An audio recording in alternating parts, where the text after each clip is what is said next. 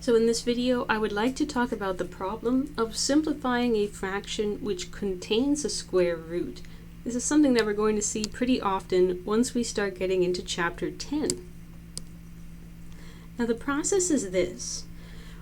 In the example, simplify in the numerator 2 plus the square root of 12, in the denominator 6. The first thing that we do in problems like this one is we simplify the square root.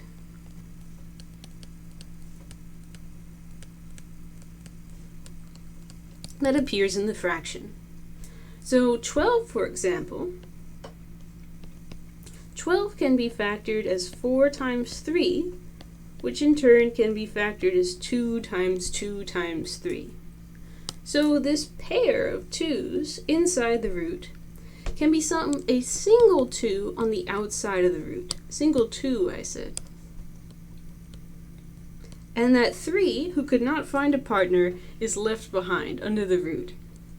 So we've simplified the square root, and now we can see that we're dealing with the fraction 2 plus not square root 12, but who we now know to be 2 times square root 3 all over 6.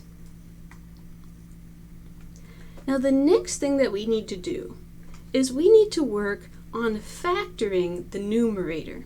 Step 2, factor the numerator.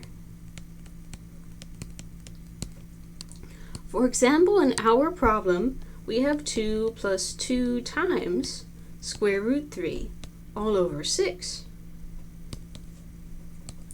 But notice that numerator has a common factor of 2 appearing in both the first term and in the second term.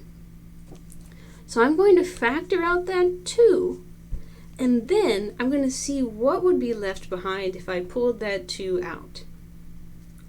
2, factor out 2, only 1 is left.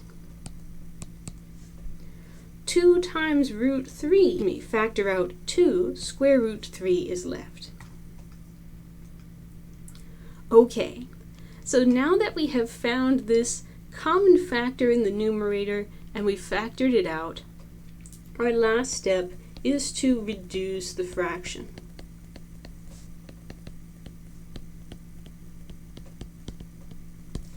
So for example here, in our fraction 2, 1 plus square root 3 over 6, we have a common factor of 2 in the quantity 2 in the numerator and in the quantity 6. So let me make a note that 6 splits as 2 times 3. So I can cancel this 2 with the factor of 2 that appears in 6 and replace that with 3. And so what am I left with? I'm left with 1 plus square root 3 in the numerator. I'm left with the 3 that survived from reducing the fraction in the denominator. And this is the final answer.